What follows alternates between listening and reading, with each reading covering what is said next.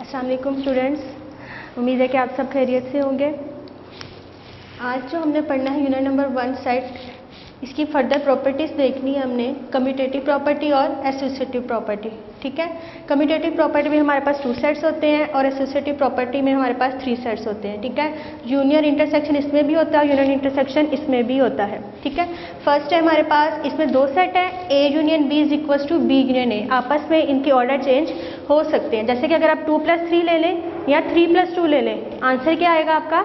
Same आएगा। ठीक है, A union B is equal to B union A, intersection में A intersection B is equal to B intersection A. ठीक है, associative property में हमारे पास 3 सेट्स हैं, ए यूनियन बी, या तो आप ए यूनियन बी पे ब्रैकेट डाल लें या बी यूनियन सी में डालें, एक ही बात होगी। ठीक है, A union bracket B union C is equal to A union B bracket union C. इसका मतलब क्या होता है कि आपने पहले ब्रैकेट वाले पार्ट को सॉल्व करना है, फिर जो आंसर आएगा उसको ए के साथ सॉल्व करेंगे। और इंटरसेक्शन में भी यही है, बस यूनियन की जगह क्या है? इंटरसेक्शन है, लेकिन प्रॉपर्टीज क्या है? सेम है। इसमें यूनियन में भी 3 सेट्स है और इंटरसेक्शन में भी 3 सेट्स है। और नेक्स्ट हम इसकी एक्सरसाइज की तरफ आते हैं, 1.4 की तरफ। क्वेश्चन नंबर 1 है, ए सेट भी दिया हुआ है, बी भी दिया है और सी भी दिया हुआ है। ठीक है, उसने कहा है क्वेश्चन में कि आपने वेरीफाई करना है कि जो ए इंटरसेक्शन दिया है किसके इक्वल आ रहा है? बी इंटरसेक्शन ए के। ठीक हो गया।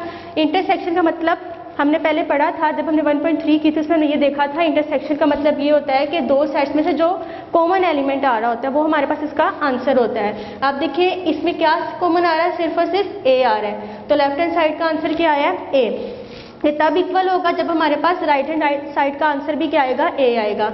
B intersection A B C A E I O U, तो इसका आंसर भी क्या आ गया? ए। अब आपने ये देखा कि ये इंटरसेक्शन बी था और ये बी इंटरसेक्शन ए था, हमने इसके ऑर्डर चेंज किया लेकिन आंसर क्या आ रहा है? सेम आ रहा है। अब क्वेश्चन नंबर 2 की तरफ आते हैं।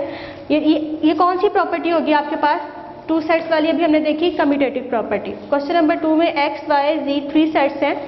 3 सेट्स से आपको पता चल जाएगा यहाँ पे कि ये हमारे पास कौन सी एसोसिएटिव प्रॉपर्टी बन रही है हमारे पास। ठीक है, अब देखें ये मेरे पास लेफ्ट हैंड साइड है, मैंने भी आपको बताया कि सबसे पहले हमें ब्रैकेट वाले पार्ट को सॉल्व करना होता है, y यूनियन z, y की ये है और z के ये सेट है। ठीक है, आपने ये देखा इंटरसेक्शन में हमने कॉमन एलिमेंट्स लिए और यूनियन में हम क्या करते हैं? यूनियन में हम सारे एलिमेंट्स को इकट्ठा करके लिख लेते हैं, लेकिन अगर 2 दफ़ा दिया तो हमें उसको सिंगल टाइम लिखना होता है। ठीक है, अब देखें इसमें ये सारे 1 2 3 4 5 8 ये आ गए। अब ये तो मेरे पास ब्रैकेट वाले पार्ट का आंसर था। अब ये जो आंसर है इसका यूनियन मैंने किसके साथ लेना है? एक्स के साथ लेना है। एक्स यूनियन वाई यूनियन जी। एक्स का सेट क्या है मेरे पास? 137 यूनियन जो मेरे पास वाई यूनियन जी का क्या आया है? आंसर आया है। ठीक है, उसके बाद जब मैंने इसका यूनियन लिया तो मेरे पास ये आंसर आ गया। अब राइट हैंड साइड ली, सबसे पहले मैं एक्स यूनियन वाई को सॉल्व करूंगी। 137 यूनियन 2 3 5, तो 1 2 3 5 और 7 ये मेरे पास आंसर आया। अब मैंने इसका यूनियन किसके साथ देखना है? जी के साथ देखना है। जब मैं जी के साथ देखूंगी तो जी का सेट लिख दिया यहाँ पे, तो 1 2 3 4 5 7 8। अब आप ये देखें कि लेफ्ट हैंड साइड और राइट हैंड साइड का आंसर क्या आ गया है?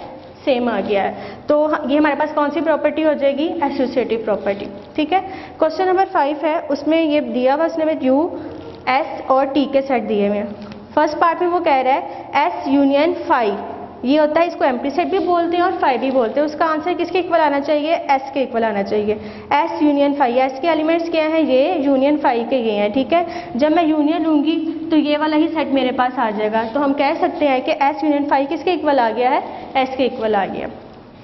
सेकेंड पार्ट है एस इंटरसेक्शन एस का complement is equals to empty set, यानी कि इसका आंसर क्या आना चाहिए? एम्प्टी सेट आना चाहिए। कॉम्प्लीमेंट का मतलब है कि हमने यूनिवर्सल सेट में से उस वाले सेट को क्या करना होता है? माइनस करना होता है। तो यू मेरे पास ए से लेकर जी तक अल्फाबेट्स है, माइनस एस मेरे पास कौन से नंबर्स हैं? वोवल्स। तो माइनस करने का मतलब ये होता है कि वो एलिमेंट्स जो इसमें हो इसमें ना हो वो हमारे पास आंसर में आ जाते हैं। तो ये वो सारे एलिमेंट जो सेट यू में तो हैं पर एस में नहीं है। बट मेरा आगे पार्ट था कि मैंने इसका इंटरसेक्शन लेना है एस कॉम्प्लीमेंट के साथ। ठीक है, एस के एलिमेंट्स ये हैं और एस इंटरसेक्शन मेरे पास ये सारा आया है। ठीक है, तो जब मैं इसका इंटरसेक्शन लूंगी तो एम्प्टी सेट आएगा, जाहिर सी बात दोनों में से कोई चीज़ कॉमन तो नहीं ना आ रही। अब क्वेश्चन नंबर 6 की तरफ आते हैं। इस पर हमारे पास 3 सेट दिए हुए हैं। उन्होंने कहा है कि आपने ये देखना है कि a minus c is not equals to c minus c, यानी कि left hand side right hand side के इक्वल नहीं आनी चाहिए। a माइनस सी, ए के एलिमेंट्स है मेरे पास 1 7 9 11 माइनस 1 5 9 13। अब जब हम माइनस करते हैं हम देखते हैं 1 में से 1 निकाल दिया 0, वो वाले एलिमेंट्स जो इसमें हो इसमें ना हो। 1 7 9 11 1 5 9 13, ठीक है। तो कौन से आ जाएंगे, 7 आ जाएगा और 11 आ जाएगा, ठीक है। राइट हैंड साइड में देखा C माइनस ए, C का सेट लिख दिया और A का सेट लिख दिया, वो वाले एलिमेंट्स जो सेट C में हो बट A में ना हो। तो 5 और 13 है, तो हम ये देख सकते हैं कि left hand side right hand side के इक्वल नहीं आ रही, तो हम लिखेंगे A minus C is not equals to C minus A.